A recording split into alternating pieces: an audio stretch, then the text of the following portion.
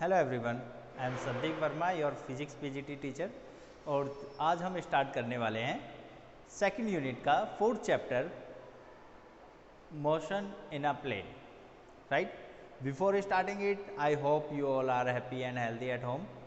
Please stay safe from COVID-19 and aware to other people also to save from the COVID-19 virus. आजकल के इन दिनों में काफ़ी मुश्किल है कि आप अपनी स्टडी को कंटिन्यू रख पाएँ और अपनी परफॉर्मेंस को सुधार पाएँ। तो स्टूडेंट्स, एक बात मैं बताना चाहूँगा आपको इसी मुश्किल घड़ी में आपको ये दिखाना है कि आप कैसे अपनी स्टडी को कंटिन्यू रख सकते हैं और कैसे आप और अच्छे से तैयारी करके आगे के एग्ज़ाम्स या कंपटीशन लेवल तक का कैसे बीट कर सकते हैं।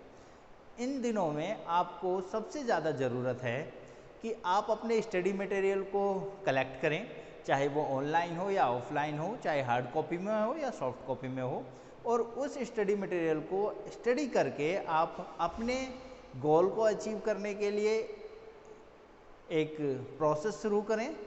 राइट, सो अभी आप 10th क्लास पास करके 11th में आए हैं, आपका कोर्स भी वाइड हुआ है और आपको काफ़ी कुछ पढ़ना भी है और आपको अब जानना है आगे की स्टडी के बारे में। और आपने साइंस ली है, अगर आपने पीसीएम ग्रुप लिया है या जेडबीसी ग्रुप लिया है तो उसके अकॉर्डिंगली आपको आगे कैसे पढ़ना है, राइट, और कैसे इस फील्ड में आगे तक जाना है, ये आपको क्या लाइफ में करना है, ये अपॉर्चुनिटीज़ आपके पास हैं कि आपके पास इन सब को जानने का काफ़ी सारा टाइम है घर पर। राइट, चलिए आज का टॉपिक स्टार्ट करते हैं। That was for class 11, motion in a plane. That was the fourth chapter of NCERT book. अब मोशन इन अ प्लेन में सबसे पहले बात करते हैं vectors. So the physical quantities are in a wide course. Physical quantities को दो parts में डिवाइड किया गया, ये हम पहले भी पढ़ चुके हैं। फिजिकल क्वांटिटीज को दो पार्ट्स में डिवाइड किया गया। First is scalar quantity and the second one is vector quantities. Right, so scalar quantity और वेक्टर क्वांटिटीज क्या होती हैं? स्केलर क्वांटिटीज वो फिजिकल क्वांटिटीज़ हैं जिसमें कि मैग्नीट्यूड होता है बट डायरेक्शन नहीं होती। मैग्नीट्यूड यानी कि न्यूमेरिकल वैल्यू होता है लेकिन डायरेक्शन नहीं होती, यानी कि इनको डिस्क्राइब करने के लिए डायरेक्शन की ज़रूरत नहीं है। But what are the vector quantities? Those physical quantities which have magnitude as well as direction also. जिसमें मैग्नीट्यूड और डायरेक्शन दोनों होते हैं, उन्हें क्या कहते हैं? It is called the vector quantities. So direction, that is means we will give a particular point out to any physical quantity in a particular direction. ठीक है, तो वो डायरेक्शन है। Magnitude, that is means the magnitude is represented by the numerical value. Right, so that was the vector quantities. So vector quantities को direction होती है, तो इन vector quantities को हम एक डायरेक्शन में डिफाइन कर सकते हैं। उन्हीं चीज़ को कहते हैं हम वेक्टर्स। ठीक है, तो वेक्टर चीज़ें कहते हैं फिजिकल क्वांटिटीज़ या वेक्टर क्वांटिटीज़ जितनी भी होती हैं उनको एक एरो के थ्रू हम रिप्रेजेंट कर सकते हैं। दैट वाज अ एरो, जिसकी टिप एंड टेल क्या कहती है हमें? ये जो टिप्स है ये हमें बताती है कि what is the direction of that physical quantity. Right, और इसकी जो लेंथ है it is called magnitude of that vector quantity. तो लेंथ क्या रिप्रेजेंट करती है किसी वेक्टर की? मैग्नीट्यूड रिप्रेजेंट करता है। और जो एरो है, ठीक है, जो हेड है, वो क्या रिप्रेजेंट करता है? वो डायरेक्शन बताता है कि किसी फिजिकल क्वांटिटी की डायरेक्शन क्या है। फॉर एग्जांपल, मैं ये एक प्लेन है और यहाँ पर कोई एक प्लेन पर कोई एक कार मूव कर रही है या कोई भी ऑब्जेक्ट मूव कर रहा है। हम मोशन की बात लेते हैं, तो पर्टिकुलर टाइम पे ऑब्जेक्ट ने यहाँ से चलना स्टार्ट करा और वो मूव करते हुए कहीं यहाँ पर आ गए। ठीक है। तो इस टाइम पे इसकी फिजिकल क्वांटिटीज कौन सी मेजर करनी है, हमें डिस्प्लेसमेंट मेजर करना है सपोज कीजिए। तो डिस्प्लेसमेंट मेजर करने के लिए क्या करेंगे, इस तरह से हम एक एरो ड्रॉ करेंगे और ये एरो रिप्रेजेंट करेगा किसकी वैल्यू, डिस्प्लेसमेंट की वैल्यू। तो डिस्प्लेसमेंट किस डायरेक्शन में हुआ, इस डायरेक्शन में। ये हेड है, एरो हेड यूज होता है डायरेक्शन के लिए, और जो इसकी लेंथ है वो क्या रिप्रेजेंट करेगी, that is magnitude, right. So it is called a vector. तो इसे एक वेक्टर कहते हैं। बात समझ में आई आपको। तो किसी भी फिजिकल क्वांटिटी को हम एक एरो से रिप्रेजेंट कर सकते हैं और उस एरो को वेक्टर कहते हैं, और इस एरो का जो लेंथ है वो उस फिजिकल क्वांटिटी की मैग्नीट्यूड बताएगा, और जो हमारा हेड है, एरो हेड जो है वो हमें डायरेक्शन देगा उस फिजिकल क्वांटिटी की।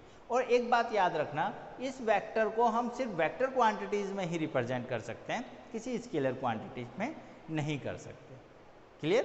तो चलिए अब बात करते हैं types of vector. Clear. So types of vector में वेक्टर्स 2 टाइप्स के होते हैं। सिमिलरली वेक्टर्स कितने टाइप्स के होते हैं, वेक्टर्स को 2 पार्ट्स में डिवाइड किया गया। एक तो polar vector and axial vector. ठीक है, polar vector and axial vector. Polar vector क्या होते हैं, पोलर वेक्टर्स वो वेक्टर्स होते हैं जिनको हम एक लाइन में ड्रॉ कर सकते हैं, या जो किसी लाइन में ड्रॉ होते हैं। ठीक है, यानी कि किसी फिजिकल क्वांटिटीज के थ्रू जिनसे कि वो लाइंस में ड्रॉ होते हैं। लेकिन अगर वो फिजिकल क्वांटिटी जो सर्कुलर में होती हैं, या यानी कि जिनको हम सर्कुलर मोशन में रिप्रेजेंट करते हैं, उनके वेक्टर को डिफाइन करने के लिए क्या यूज करेंगे, एक्सियल वेक्टर यूज करेंगे।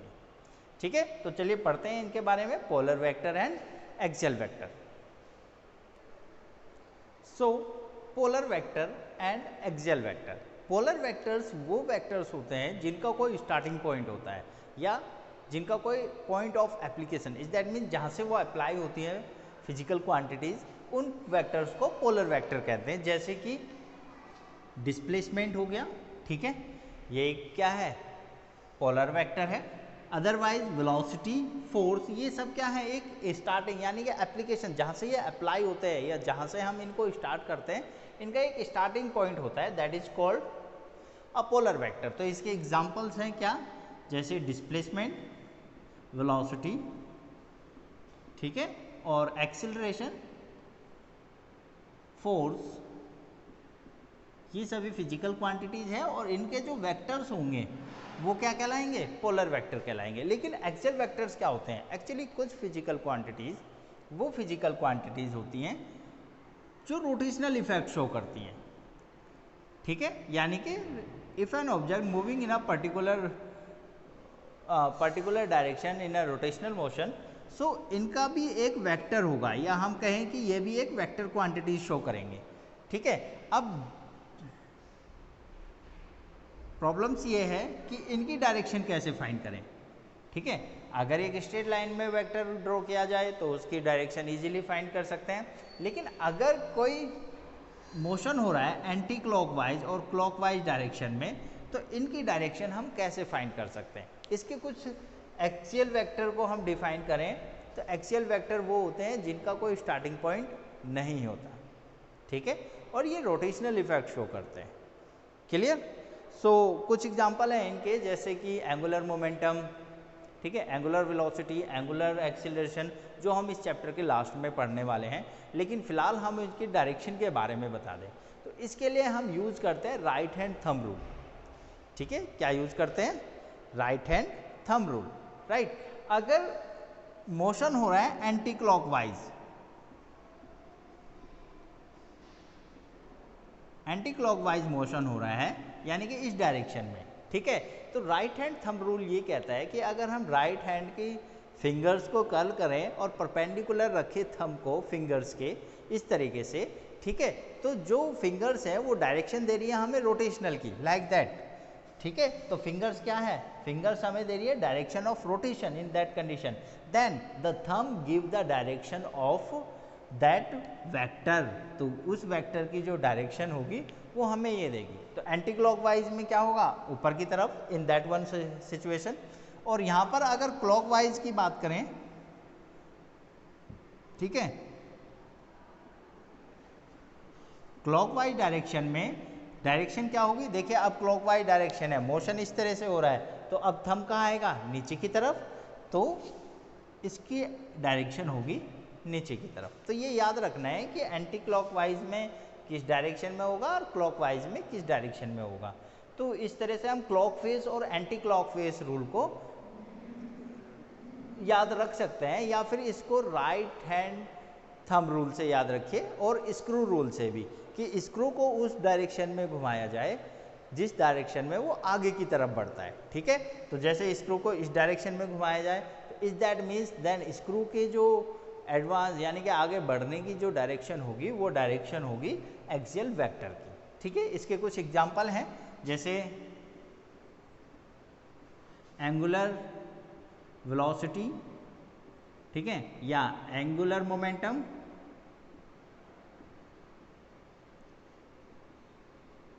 एंड